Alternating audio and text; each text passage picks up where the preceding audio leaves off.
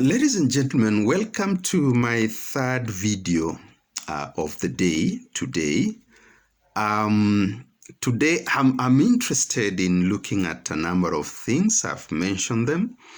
The BRICS, the AU becoming a permanent member of the G20, an article by Professor Brett, which I just reviewed in my last video. I did not review it fully. I just pointed out what the article is all about and what I think is the key argument, and the non-aligned movement. Now, let me talk about the non-aligned movement.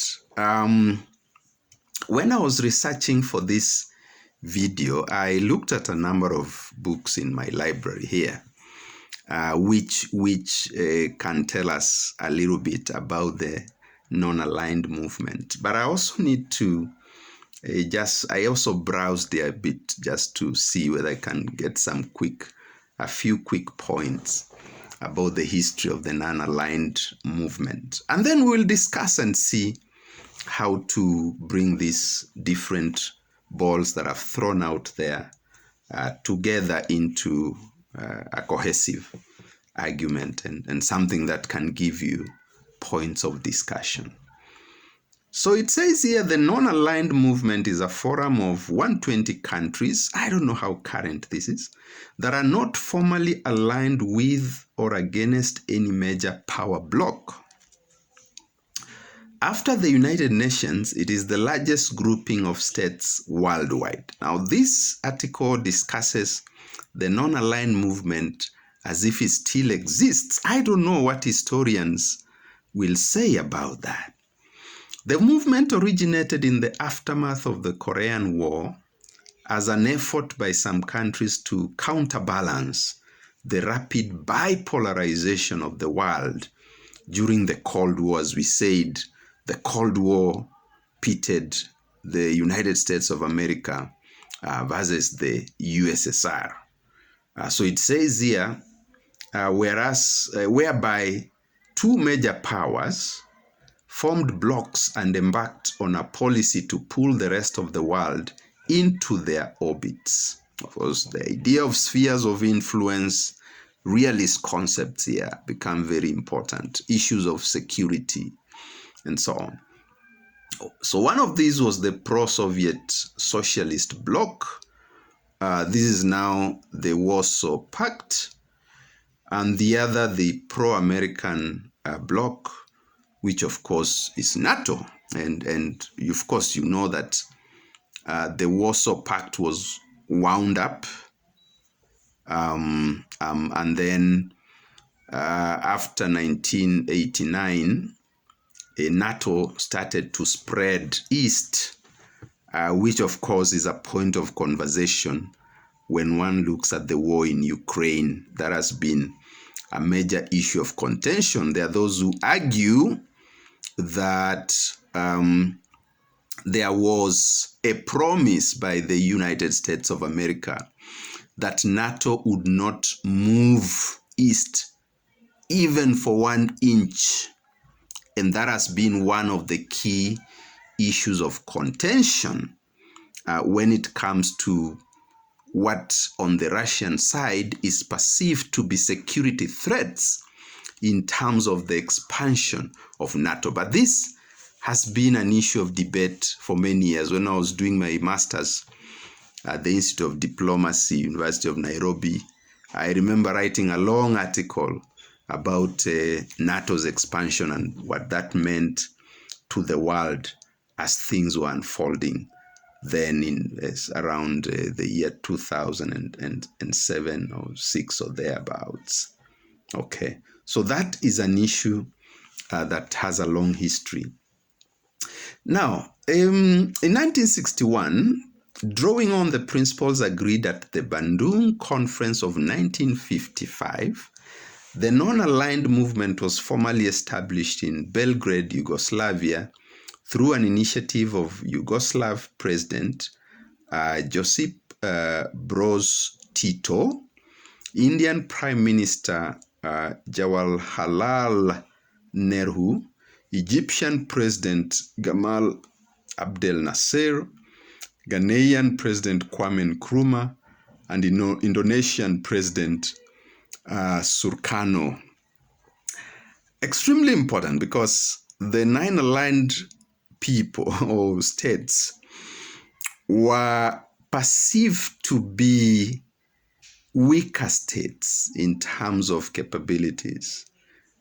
So as the world was entering the Cold War proper, this group of states and this group of leaders were thinking that the rest of the world need not be aligned either east or west.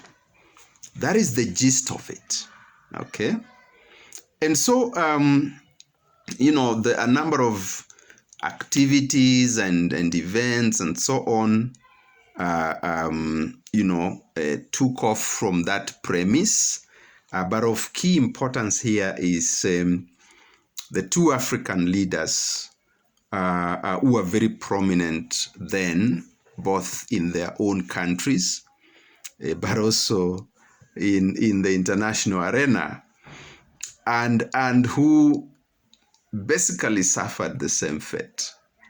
The Egyptian leader, Gamal Abdel Nasser, and Ghanaian President Kwame Nkrumah. Note all these facts because they are very important in what we are discussing. So let's come back to the moment. I've thrown up a number of things there which are very, very important, I think, in this conversation. So let's come back. Before we do that, I think because I've reviewed these books, and as a way of encouraging you and others to read, I kind of just like showing these books. They're important when it comes to the topics we are covering. So this is Kwame Nkrumah, Vision and Tragedy. And yes, Kwame Nkrumah did talk a lot about the non-aligned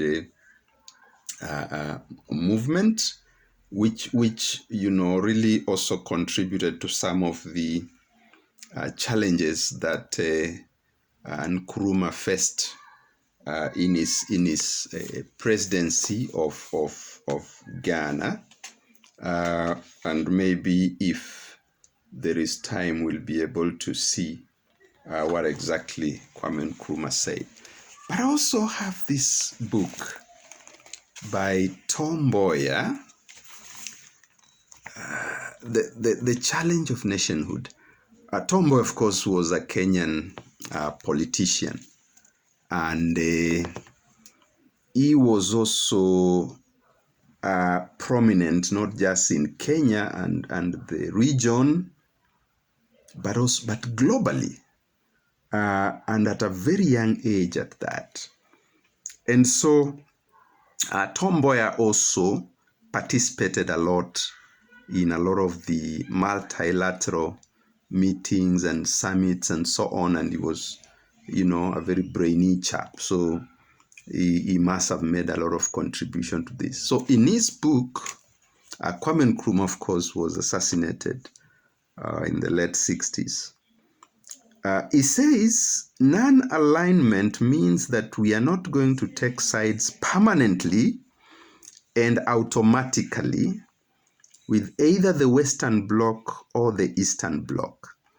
If the West present a resolution at the United Nations, no African nation worthy of the name could be considered an automatic supporter, nor should any Eastern resolution expect unthinking backing from Africa.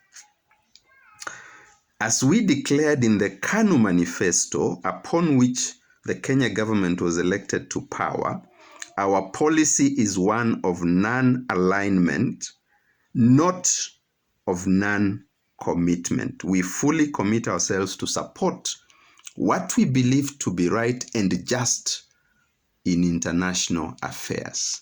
But each case must be judged on its merit. Ladies and gentlemen, Here we encourage folks to read, and especially the young ones. There is no life without books. Thank you, and see you in my next video in this series.